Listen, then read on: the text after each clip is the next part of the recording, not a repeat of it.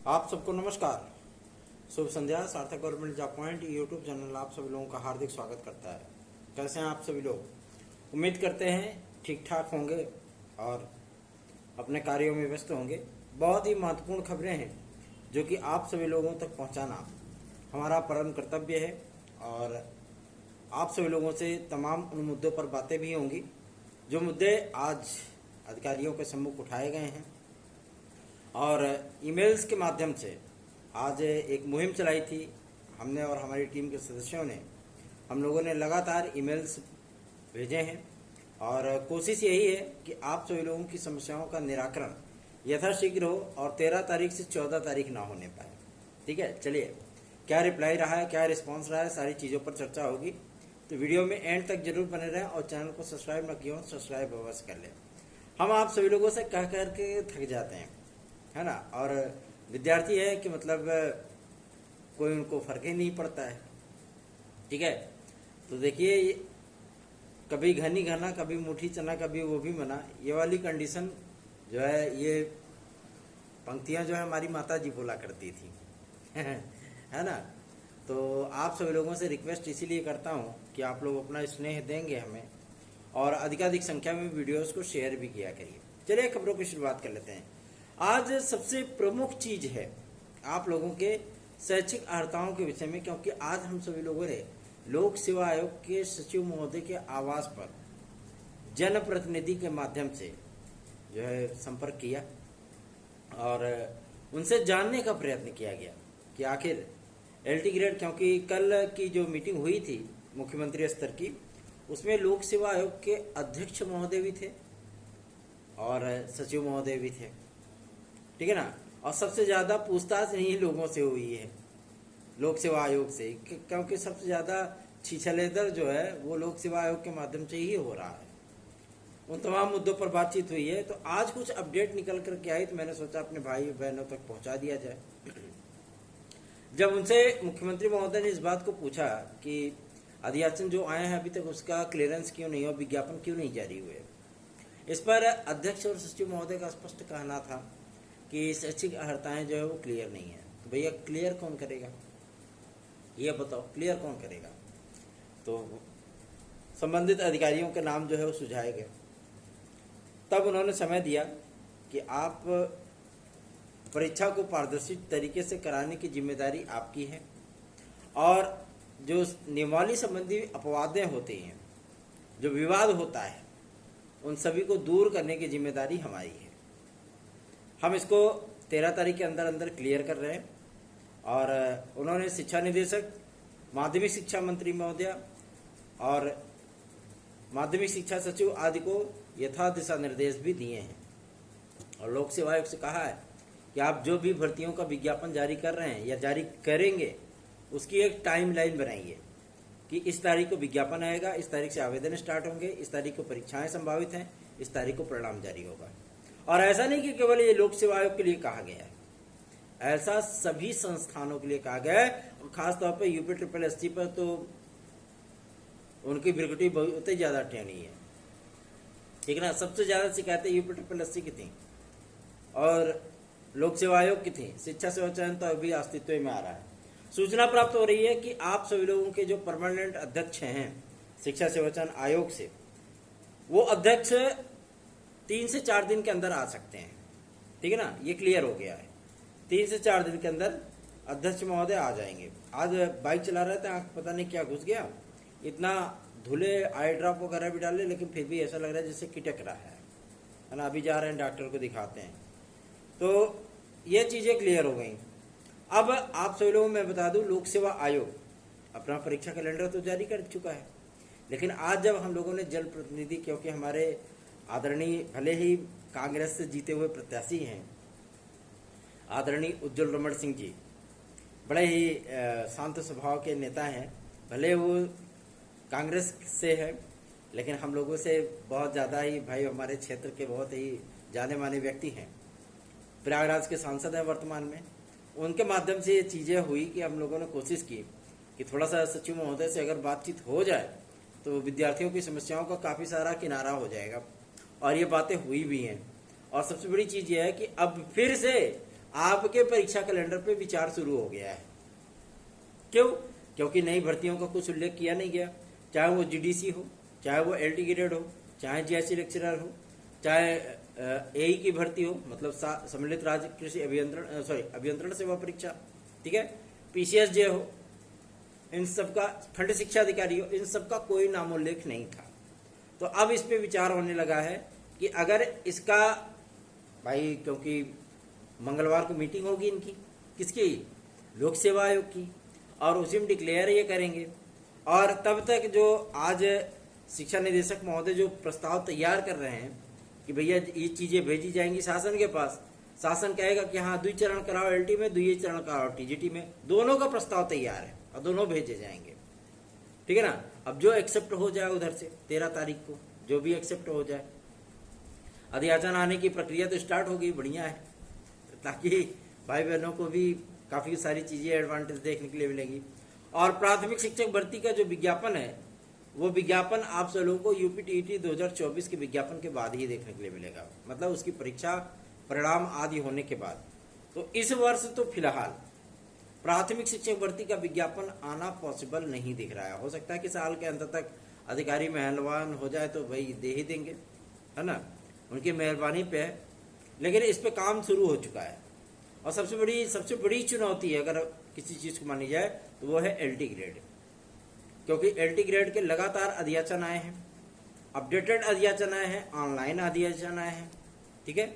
और विद्यार्थियों को चिंता इस बात को लेकर के है, क्योंकि अपर सचिव राजकीय ने भी शासन को लेटर जब लिखा था कि कई विद्यालयों में तो अध्यापक ही नहीं है, तो समायोजन कहाँ से होगा? जहां अध्यापक हैं भी वहां भी छात्र और शिक्षक अनुपात बराबर नहीं, तो कैसे समायोजन होगा? इसलिए समायोजन वाला जो बस्ता था उसको उठा करके जो है फ्रीजर में डाल दिया कि भैया पढ़े रहो, समायोजन राजकीय विद्यालयों में पॉसिबल नहीं है, ठीक है ना। लेकिन अब मैं बता दूं कि लोक सेवा आयोग इन तमाम भर्ती विज्ञापनों पर, खास तौर पर गवर्नमेंट डिग्री कॉलेज जीडीसी का, एलटी ग्रेड का, खंड शिक्षा अधिकारी का, पीसीएसजे का, ठीक है ना, इन तमाम विज्ञापनों पर विचार करना स्टार्ट कर दिया है कि ये विज्ञापन जारी कब किए जाएं, ठीक है। और इन सारी चीजों पर क्लियरेंस आप लोगों को मैं बता दूं, क्योंकि शासन से इन्होंने रिक्वेस्ट किया है कि हम स्क्रीनिंग परीक्षा के जरिए हम जो है एक चरण में एलटी ग्रेड को नहीं कराना चाहते, ये इन्होंने शासन से स्पष्ट बोला है। हमने 2 चरण का प्रस्ताव रखा है और इस अपडेटेड नियमावली न मिल पाने के कारण हम विज्ञापन नहीं जारी कर पा रहे हैं। तो अपडेटेड नियमावली के लिए संबंधित अधिकारियों को दिशा निर्देश दिया गया कि आप लोग इस पे जो है तत्काल काम करिए और 13 तारीख तक ला करके हमारे सामने रखिए। फिर अब समस्या इस बात को लेकर के आ रही है कि अगर एलटीआर बदलेगी तो टीजीटीओ बदल जाएगी, सीधी सी बात है। एक गारंटीड बता रहा हूं इस चीज को, गारंटीड, एलटी बदली नहीं कि टीजीटी बदली आपकी। और इसी में हम लोग जो है इसमें लगे हुए हैं कि एलटी को बदलने नहीं देना है, टीजीटी को वैसे ही रखना है, ठीक है। लेकिन इन तमाम जद्दोजहद के बीच में आप सभी लोगों का विज्ञापन भी फर्स्ट प्रायोरिटी में है, ठीक है ना। अब तो चलो कम से कम ये चीजें हैं कि भैया हम लोगों की बातें सुनी तो जा रही हैं। अभी तक तो हम लोग चिल्लाते चिल्लाते थक गए, कोई सुनने वाला नहीं था, लेकिन हम सभी लोगों ने प्रयास जरूर किया इस चीज के लिए। और अब आप लोगों के इन तमाम मुद्दों पर विचार हो रहा है और लोक सेवा आयोग से ये सूचना प्राप्त हो रही है कि आप सभी लोगों को मैं बता दूं कि क्लियरेंस होने के बाद लगभग 17 से 18 तारीख के बीच में आप लोगों का एलटी ग्रेड का विज्ञापन आ सकता है उत्तर प्रदेश लोक सेवा आयोग के माध्यम से। अगर मैं इसमें अगर इसलिए लगा रहा हूं, अगर इस पे 2 चरण पे, क्योंकि 2 चरण के नीचे उत्तर प्रदेश लोक सेवा आयोग एलटी ग्रेड कराने के लिए तैयार नहीं है। अगर शासन वहां पे रिजेक्ट करता है कि एक ही चरण में होगी, तो ये वैकेंसी आपकी चली जाएगी शिक्षा सेवा चयन आयोग के पास, ठीक है। फिर आपको जून के लास्ट में ही एलटी ग्रेड का विज्ञापन देखने के लिए मिलेगा, ठीक ना। स्पष्ट बता दे रहा हूं, इसमें कोई लेट लतीफी या लाग लपेट वाली भाषा नहीं है। जो बातें हुई हैं वही बातें आप लोगों को बताई जा रही है कि उत्तर प्रदेश लोक सेवा आयोग ने कहा है इस बात को कि हम 2 चरण में एलटी ग्रेड कराना चाहते हैं, एक चरण में हमारे लिए परीक्षा करा पाना पॉसिबल नहीं है। अब ये शासन पे छोड़ दीजिए कि 13 तारीख को क्या डिसीजन लेते हैं, ठीक है ना, क्योंकि प्रस्ताव दोनों का है, एलटी ग्रेड का भी टीजीटी का भी, क्योंकि वो बदलेगा तो वो भी बदलेगा, ठीक है ना। कहा है कि वहां से जीएस उठा करके वहां डाल दिए हैं टीईटी की बात हुई तो दोनों में आ गई, तो क्या समझते हैं वहाँ बदलेगा तो वहाँ ना बदलेगा, वही शैक्षिक अर्हता तो वहाँ भी है ना, सेम चीजें हैं, कोई दिक्कत नहीं है। इसलिए आप सभी लोगों को थोड़ा सा इंतजार तो जरूर करना होगा, लेकिन जो बातें हैं कि आपके परीक्षा कैलेंडर को लेकर के अब फिर से विचार विमर्श हो रहा है कि इसको किस तरीके से मैनेज किया जाए, जो विज्ञापन हमारे जारी होने वाले हैं या जारी होंगे उनको कब जारी किया जाए, उनका प्रारंभिक परीक्षा कब कराई जाए।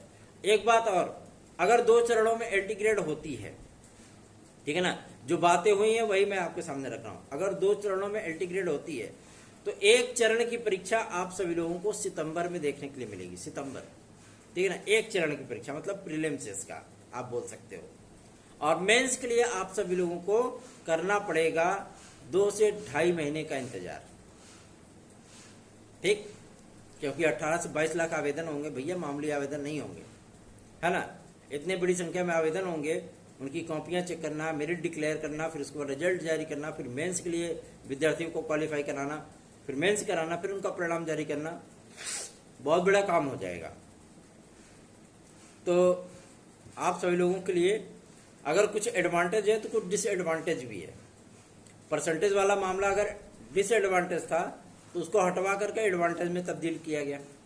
सब्जेक्ट कम्बिनेशन के लिए आप सभी लोग परेशान थे कि फलानवा में कम्बिनेशन नहीं बैठ रहा, और ढमकवा में कम्बिनेशन नहीं बैठ रहा, वो मामला सॉल्व करा गया। लेकिन जितना ग्रो इस चैनल को करना चाहिए था, आप सभी लोग उतना ग्रो नहीं करा पाए।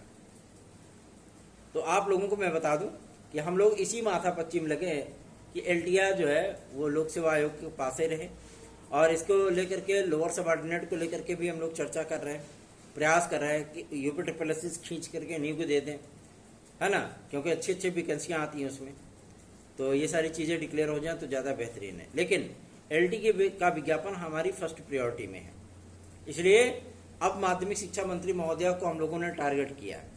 आज लगातार 7 ईमेल भेजे गए, उधर से जो जवाब आया है कि भैया 13 तारीख के अंदर अंदर ये सारी चीज़ें डिक्लेयर कर ली जाएंगी, ठीक है ना। 12 तारीख को प्रस्ताव बना करके मुख्यमंत्री महोदय को प्रेषित कर दिया जाएगा। 13 तारीख को होने वाली मीटिंग में ये चीजें क्लियर हो जाएंगी कि आपकी एलटी ग्रेड एक चरण में हो रही है, लोक सेवा आयोग विज्ञापन जारी करेगा या शिक्षा सेवा चयन आयोग करेगा। शैक्षिक अर्हता को लेकर के जो विवादों की स्थितियां वो सारी चीजें समाप्त कर दी जाएंगी, ठीक है। परेशान मत होइए, बस थोड़ा सा इंतजार और करना है, ठीक है ना, ज्यादा कुछ भी नहीं है। और रही बात आपके प्राथमिक शिक्षक भर्ती के लिए, तो प्राथमिक शिक्षक भर्ती के लिए भी मैं बता दूं कि यूपी टीईटी 2024 का विज्ञापन आप लोगों को जुलाई अंतिम सप्ताह या अगस्त के अंतिम सप्ताह, मतलब जुलाई अगस्त मान लीजिए, ठीक है ना, उसी में देखने के लिए मिलेगा। सितंबर से इसके आवेदन स्टार्ट हो सकते हैं, पूरे सितंबर आपका आवेदन चलेगा, फॉर्मों की स्कैनिंग, परीक्षाएं आपकी नवंबर तक जा सकती हैं यूपी टीईटी की, ठीक है। परीक्षाएं होने के बाद उसका परिणाम जारी होने में दिसंबर तो बीत ही जाएगा, ठीक है ना, फिर जनवरी आ जाएगी, उसके बाद फिर आप लोगों का विज्ञापन वगैरह प्राथमिक शिक्षक भर्ती का देखा जाएगा। क्योंकि अभी नियमावली के लिए भी जो चीजें भेजी जानी है माध्यमिक आपके उत्तर प्रदेश शासन के माध्यम से, ठीक है ना, एनसीटीई के पास, वो सारी चीजें भी अभी डिक्लेयर होने वाली हैं। तो आप लोग चिंतित मत होइए, थोड़ा सा स्नेह देंगे तो हमारा भी उत्साह बढ़ेगा, क्योंकि एलटी और जीआईसी से आप लोगों के संशय के जो बादल थे वो समाप्त हो रहे हैं। हम लोगों को खुशी है कि हम लोग जिस प्रयास में निकले थे अब उसमें सफलता की जो महक है वो आने लगी है। तो आप लोग भी स्नेह देंगे तो कुछ और ही उत्साह बढ़ जाएगा। रही बात आपके टीजीटी पीजीटी 2022 में पदों की संख्या को बढ़ोतरी को लेकर के, तो भैया देखो एग्जाम डेट डिक्लेयर होने के पहले ठीक है ना, अध्यक्ष महोदय आ जाएंगे तो वेबसाइट की लॉन्चिंग हो जाएगी। वेबसाइट की लॉन्चिंग होने के बाद, क्योंकि अधिकारी यही बोल रहे हैं कि वेबसाइट बनने के बाद हम जो है क्लियर कर देंगे कि कितने पद हम जोड़ रहे हैं, किन किन विषयों में कितने कितने पद जोड़ रहे हैं, पदों की संख्या बढ़ जाएगी। उसके बाद आपका टीजीटी पीजीटी का नया विज्ञापन जारी होगा, ठीक है, यूपी टीईटी का विज्ञापन जारी होगा, अधियाचन तो आने लगे हैं। तो आप लोगों को अब परेशान होने की आवश्यकता नहीं है, आप लोगों के कार्य बड़ी सुगमता से चल रहे हैं। थोड़ा सा आप लोग भी प्रयास कर देंगे तो अपना भी जो है उत्साह बढ़ जाएगा। बाकी आपकी इच्छा है। 97 मेरा व्हाट्सएप नंबर है, इस व्हाट्सएप नंबर पे आप हमसे संपर्क करके हमारे नोट्स प्राप्त कर सकते हैं। जो विद्यार्थी ये सोच रहा है कि भैया व्हाट्सएप तो लगभग 7-8 दिन से देख ही नहीं पाए, वास्तविकता है भाई अगर मैं आपको दिखाऊं तो मुझे स्किन बर्न हो गया है, धूप में चलने के लू की वजह से पूरा ऐसा लग रहा है जैसे स्किन कोई लेकर के चिमटा हमको दाग दिया बढ़िया से, है ना। और बहुत ज़्यादा जो है जलन भी होती है। और घमौरियाँ तो थोक के भाव निकली हैं, किसी को इक्का दुक्का 10, 5, 15, 20 या 100, 200 निकलती है, हमको हजारों की संख्या में घमौरियाँ निकली है ना। फिर भी आप लोगों के लिए काम करना है तो खुदला लिया जाता है, ऐसे ऐसे घूम घाम के, क्या दिक्कत है ना। काम तो करना ही है भाई, बिना काम तो किए जो है कुछ होने वाला है नहीं। और अधिकारियों को अभी थोड़ा सा टाइट किया गया है शासन के माध्यम से, तो इसी टाइट सिचुएशन में ही काम करा लेना है, अपना विज्ञापन वगैरह ले लेना है। बाकी अगर ढील देंगे ना कि चलो भैया चलो नहीं कम से कम जुलाई में देखेंगे, तो फिर वही कल्याण ही हो जाएगा, फिर साल के अंत तक ही जग जाएगा, ठीक है। इसलिए अगर आप लोग चाहते हैं थोड़ा सा बेहतरीन हम लोग कार्य कर सके तो थोड़ा उत्साह दिखाओ यार, शेयर करो, लाइक करो, सब्सक्राइब करो। 30, 35, 28, 24, 32 ऐसे लाइक आते हैं, ये कौन सा तरीका है? इन सारी चीजों से थोड़ा बाहर निकलिए, थोड़ा ऊपर से सोचिए मेरे भाई। आप सभी लोग पूरी तरीके से सुस्त हो गए हो, हैं? तो सुस्त मत पड़िए, हम लोग भी तो काम करते हैं ना, और आप लोगों के लिए यही प्रयास हो रहे हैं। ऐसा थोड़ी ना कि हम अपने लिए प्रयास कर रहे हैं, आप लोगों के लिए किए जा रहे हैं। तो थोड़ा सा प्रयास करेंगे तो हम लोगों का भी उत्साह बढ़ जाएगा। धन्यवाद, शुभ रात्रि।